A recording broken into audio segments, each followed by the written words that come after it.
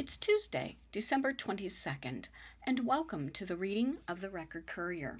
We will begin with the area deaths. Helen Mae Butler, 88, of Randolph, Ohio, passed away Saturday at home, surrounded by her loving and caring family members on December 19th. Arrangements have been entrusted to Shorts Spicer Crisplip Funeral Home, Ravenna Chapel.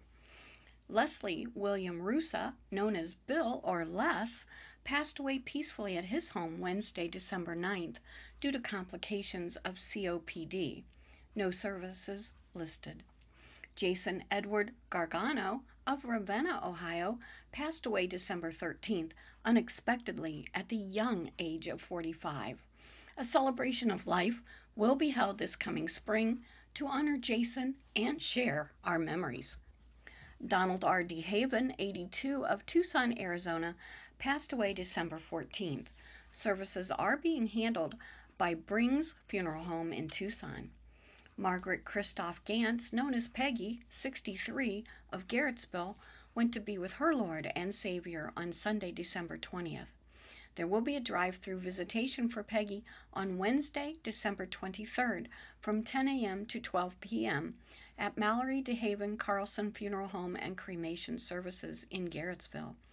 A private family funeral service will also be held on Wednesday. That concludes the death notices listed in today's online edition of the Record Courier. So let's begin with our first article. My apologies for the dings, I took care of that. Russian cyber attack may have reached Kent State. Kent State University is among 24 companies and entities that were infected with malware via a Russian hack of an Austin, Texas software company, the Wall Street Journal is reporting. The university responded to an inquiry Monday stating only that we are aware of the situation and are evaluating this serious matter. The university declined further comment and would not confirm whether an internal investigation is underway. The attackers penetrated federal computer systems through a popular piece of server software offered through SolarWinds Corporation based in Austin. The threat apparently came from the same cyber espionage campaign that has affected cybersecurity firm FireEye, foreign governments, and major corporations. The system is used by hundreds of thousands of organizations globally, including most Fortune 500 companies and multiple federal agencies, which are scrambling to patch up their networks. The cyber attack continues to pose a grave risk to government networks and the private sector, according to a warning issued last week by the Department of Homeland Security. The bulletin from DHS Cybersecurity and Infrastructure Security Agency, CISA, represented the most striking assessment yet of a cascading threat to federal, state, and local networks. The system is used by hundreds of thousands of organizations globally, including most Fortune 500 companies and multiple federal agencies, which are scrambling to patch up their networks. The cyber attack continues to pose a grave risk to government networks and the private sector, according to a warning issued last week by the Department of Homeland Security. The bulletin from DHS's Cybersecurity and Infrastructure Security Agency, CISA, represented the most striking assessment yet of a cascading threat to federal, state, and local networks. CISA has determined that this threat poses a grave risk to the federal government and state, local, tribal, and territorial governments, as well as critical infrastructure entities and other private sector organizations, the bulletin stated. This actor has demonstrated patience, operational security, and complex tradecraft in these intrusions, CISA said of the hackers, adding that the ongoing effort to eliminate the threat would be highly complex and challenging. USA Today reporters Kevin Johnson and Nathan Bomme contributed to this story. Kent multifamily dwellings must privately contract recycling in 2021 by Caitlin McGarvey. Multifamily dwellings in Kent will have to privately contract recycling services beginning in 2021. In November, Kent City Council approved an ordinance allowing the amending of its recycling service contract with Portage County Solid Waste Management. Multifamily residences will no longer be included in the contract. However, the county allowed a 3-month extension on it to allow impacted residences to secure another hauler for recycling. Kent Public Service Director Melanie Baker noted the city's current ordinances for recycling define a multifamily dwelling as the grouping together of 3 or more building units under a common roof. Multifamily recycling contracted through the city has been ongoing in Kent for years, administrators told City Council. Contamination issues are really complicating the process, however. Portage County is experiencing contamination of up to 40% regarding multifamily recyclables, Baker said. That results in additional dumping fees. By the conclusion of next year, that fee could increase to $93 per dump. Bill Steiner, director of Portage County Recycles, said the county is in the final stages of a 1-year processing contract with Waste Management. The contamination level is capped at 21%. After that cap is reached, the county will incur additional charges for contamination. Multifamily residences and drop-off recyclables are impacting that number by about 4 to 5%, he said. The City of Kent currently has 6 to 8 multifamily residential facilities attempting to educate residents about appropriate versus inappropriate recyclables. Several times, however, the county has found collected recyclables too contaminated to take in. 8 other multifamily residences, by legal contracts and court order, no longer participate in the city's recycling program, Baker said. 4 others no longer have dumpsters. That translates to around 25% of Kent multifamily residences in the city not participating in the program. Baker said single-family residences are doing a good job of making sure they are limiting contaminants. It's just we're taking these steps to protect the residents, the rates, Snyder said. Part of our contract is now that the multifamily and drop-offs are going to be separated out from the compost analysis. Councilman John Couar said that it is good for the city to protect that burden of cost from citizens. However, he noted that it does not really solve a problem for the environment.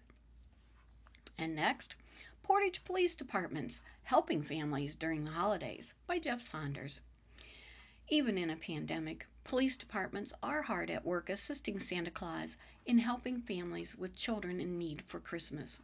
Usually at this time of year, many departments are organizing their Shop with a Cop programs in which officers take children shopping for presents for them and their families. This year, while the Brimfield, Hiram, Garrettsville, and Streetsboro Shop with a Cop program are a go, changes have been made to accommodate COVID-19. We're doing something, but it's going to look a little different, said Brimfield Police Chief Roy Mosley, and Kent Police moved forward with their annual Fill a Cruise on December 12th. That's something we've done annually for almost 15 years now, said Kent Police Lieutenant Mike Lewis. Mosley said police officers will not be able to interact with the roughly 20 children in the township's program this year the way they usually do. Traditionally, we would take our kids with us over to our Brimfield Applebee's to have breakfast, then go over to our Brimfield Walmart for a shopping spree with them. Well, we obviously can't do that this year in light of all the things going on with COVID-19. So kind of what we're doing here is a modified Shop with a Cop. Mosley said police have purchased gifts and gift cards for children using money in the department's community policing fund for community relations activities. Added to this will be embroidered blankets donated by a resident. We're going to get together some cruisers and kind of caravan our cruisers over to each of these houses in Brimfield Township, Mosley said. It's going to look a little different, but we're still going to be able to do something for some families in need here in the community. Mosley said Brimfield police officers also took part this year in the Brimfield Community Cupboard's Adopt a Child for Christmas program by buying gifts for 16 township children. That's something our community cupboard does every year, And this year, a lot of our folks just kind of stepped up to help out, he said. Hiram Police Chief Brian Gregory said this year Crestwood and James A. Garfield school nurses gave him a list of a dozen families with a total of 21 children who needed some help. He then contacted each family by phone and email, asking them to tell him what the children wanted and needed from Target. He then bought and wrapped the gifts with plans to contact the families again to make appointments for them to come to the police department to pick up the packages before Christmas. It is sad it is this way, Gregory said. It is what it is with COVID, but we still want to be with families and help them. Gregory said he received a lot of requests from people wanting to volunteer, but with COVID, he felt it was best to involve as few people as possible. I appreciate people calling, he said. They have been calling for the last month and a half, asking to volunteer, to wrap or shop, and I appreciate that, but I just can't accept, especially with our county being purple. Hiram works with Garrettsville Police on Shop with a Cop, and usually it is paid for through fundraisers through the year. COVID-19 prevented that this year, but Gregory said that between money left over from last year and a $2,000 grant from the Hiram Community Trust, enough money was available to do it. Next year, I look forward to hopefully continue with our community events so we have enough fundraisers throughout the year and continue next year with the children. Lewis said it has been some years since Kent Police have taken part in Shop with a Cop. Instead, it does fill a cruiser at the South Water Street Walgreens. We collect new toys, games, food, non-perishables, and monetary donations, and it all stays local, he said. Lewis said Fill a Cruiser is an initiative of the Kent Police and Citizens Association, a nonprofit group made up of police officers with volunteers from the community that works with Kent's social services and Catholic charities to make sure the donated items and money get to families in need in the area. It is the same organization that does the scholarship for a Kent Roosevelt student every year, says Lewis. It's the same organization that sponsors youth sports teams and things of that nature. Streetsboro Police Sergeant Stanley Sidlecki said the department has been involved with Shop with a Cop for at least a decade now. Almost every officer helps and volunteers, he said. This year, police have bought gifts for 25 children in 10 families instead of taking them shopping at the city Walmart or Target. Sidlecki said also included are baskets containing such non-perishable food items as cereal, pasta sauce, and granola bars. Anything that looks like it will be good for one entire family, he said. We're going to go to the grocery store and buy various items of food and drop off those to each family as well when we drop off the gifts. The department relies upon monetary donations from the public to fund the program. Donations will continue to be accepted through Sunday. Checks should be made payable to Streetsboro Police Association, a 501c3 organization, and marked for Shop with a Cop. Checks or cash can be dropped off at the police department, or checks can be mailed to the Streetsboro Police Department at 2080 Route 303, Streetsboro, Ohio 44241. Sidlecki said that to identify families and children as potential beneficiaries of the program, the department typically gets input from the schools and the district's school resource officer. He always has his ear to the ground, Sidlecki said.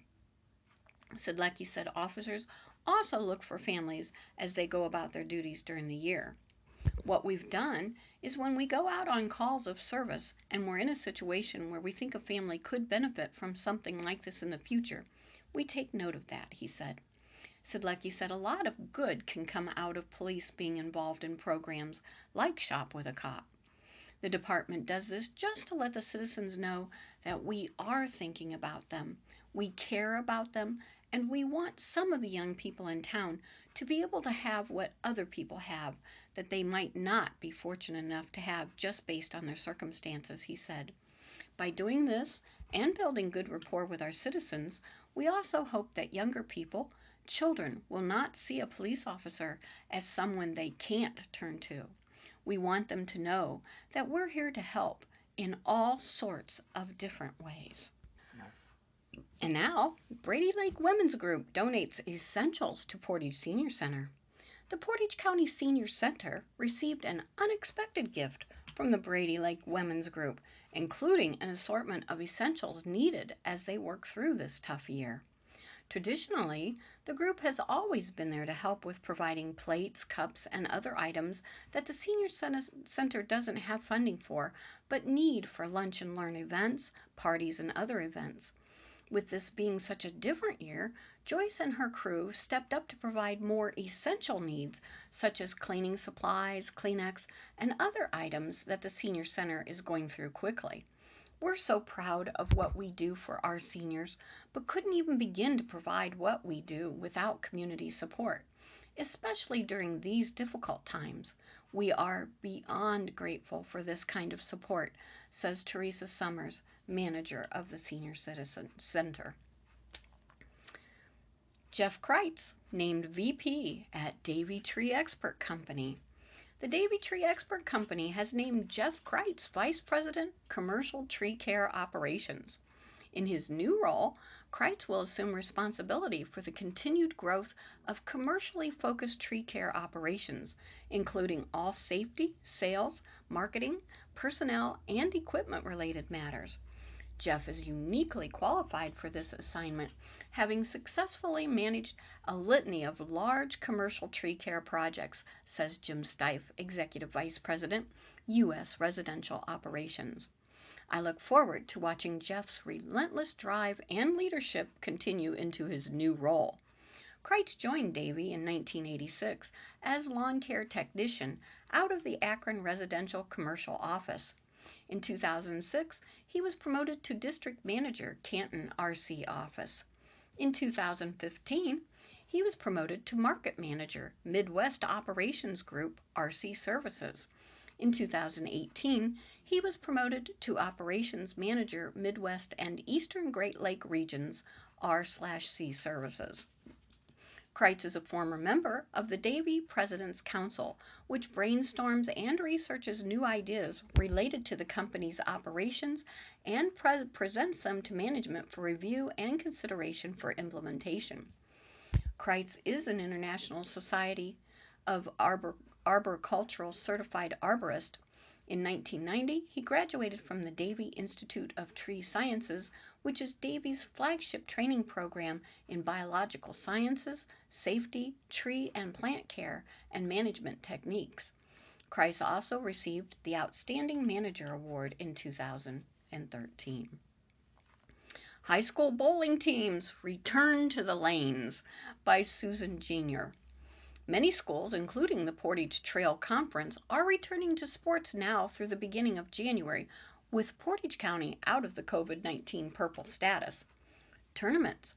Several high school bowling tournaments are scheduled for January, including the G-Men Classic hosted by Sky Lane in Garrettsville and the Rootstown Rover Sectional Preview hosted by the Rootstown Athletic Department and Rover bowling teams. The tournaments will compete if schools and the OHSAA allow contests to continue after the first of the year. Success in college.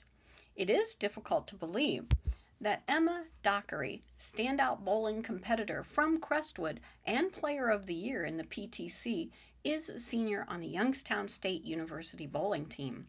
The Penguins have enjoyed success, and Dockery has been an integral part of the team. In 2019-20 season, Dockery was named Southland's Bowling League All-Academic Team.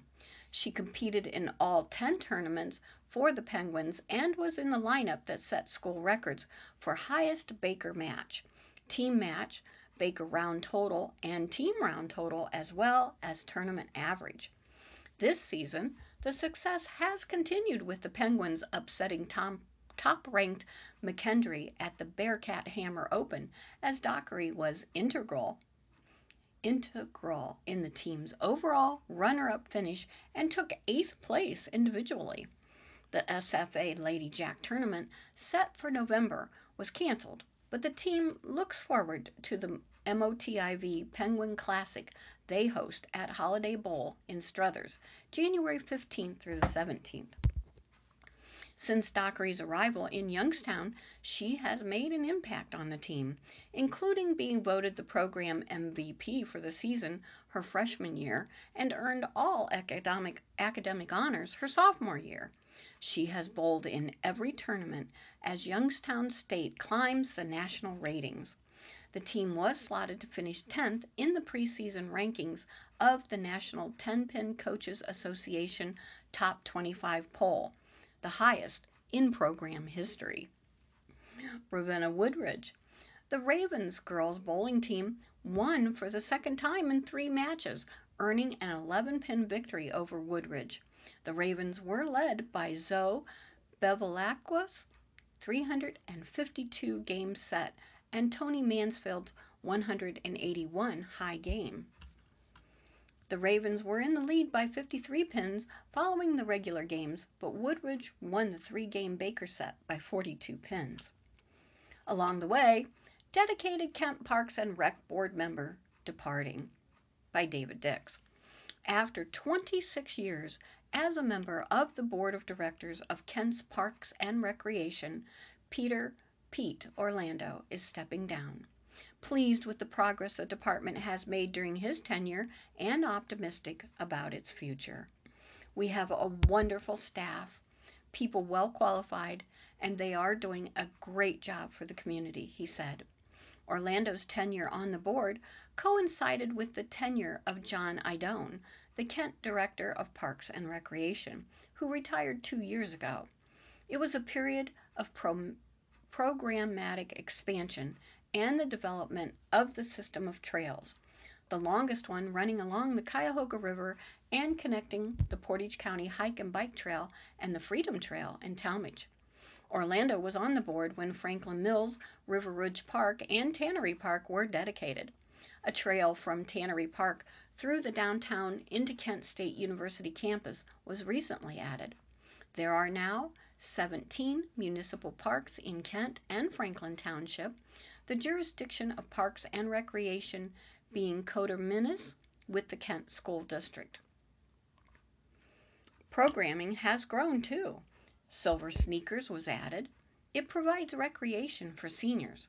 The Children's Music Theater for aspiring performers ages 5 to 8 got underway in conjunction with the Kent schools. Kent Parks and Recreation took over the staging of Art in the Park, held the weekend after Labor Day in Fred Fuller Park. It draws thousands to the community. All this occurred while the Kent Parks and Recreation Department kept up its long-standing menu of programs. Orlando is quick to credit the Parks and Recreation staff for the expansion. They are competent and well qualified. Most hold college degrees in their fields, he said. He praised Idone and Kent Superintendent of Engineering Jim Bowling for the efforts to expand the hike and bike trails in the community. They were a strong team, he said. Having been involved as a board member in the expansion of the past 26 years will make Orlando hard to replace. His knowledge is encyclopedic. He provided useful historical context for every topic we address. Kevin Schwartzoff, the successor to Idone, said. Schwartzoff recently announced his own pending retirement, so the knowledge Orlando takes with him when he steps down may be sorely felt. The Ohio Parks and Recreation Association is helping with the search, and Orlando thinks they will find suitable candidates to succeed Schwartzoff soon. They have experience and good contacts, Orlando said. He praised Schwartzoff as knowledgeable and credited him with pushing for an update of the Parks and Recreation Department Master Plan. Brand Stetler Carroll, a multi-state architectural planning and engineering company with offices in Cleveland, authored the current plan in 1995 and has been hired to do the update. The project is on hold for the duration of the COVID-19 pandemic. Orlando grew up in Steubenville and received a bachelor's degree in accounting at Franciscan University, where he met his wife Lois, who, after years in management at the Kent Credit Union, joined and eventually retired from her job as general manager of Charlotte's West and Summit Mall. His job as an Internal Revenue Service agent, first in Akron and then in Cleveland, made Kent a good place to locate and raise a family. Involvement in sports when his children were young familiarized him with the Kent Parks and Recreation Department. Eventually, a vacancy occurred on its board, so he applied and was appointed. Auditing companies engaged in international commerce for the IRS kept Orlando traveling, but his attendance at Kent Parks and Recreation meetings has been nearly perfect. Orlando remembers missing only one monthly meeting, and that, he said, was because my cousin Howard Boyle gave us tickets to a Cleveland Cavaliers game. I thought, just this once. Terms are 5 years. 4 members are appointed by Kent City Council. 1 member is appointed by the Kent Board of Education. Funded by 3 levies that make it financially independent of the city, Kent Parks and Recreation nevertheless maintains a good working relationship with the city. City Council set aside sometimes help. The ruler administration provides budgetary, human relations, and legal assistance as need be. Failure of the voters to approve the construction of a recreation center similar to what exists in nearby Talmadge has been disappointing, Orlando said, but someday the community will support it. With his term ending January 19, 2021, Orlando is glad to see more people volunteering to serve on boards like Parks and Recreation. When I started in 1995, it seemed like too many community boards had empty seats. People are more willing to volunteer now, and that is good, he said. Appropriately, Kent City Council designated this past Thursday, December 17th, as Pete Orlando Day in the Kent community. David Dix is a former publisher of the Record Courier. And friends, that concludes the reading of the Record Courier for Tuesday, December 22nd. Thank you for having me in your home today. May I wish you happy and safe holidays until we're here together again. My name is Pam. Be blessed. Make it a great day.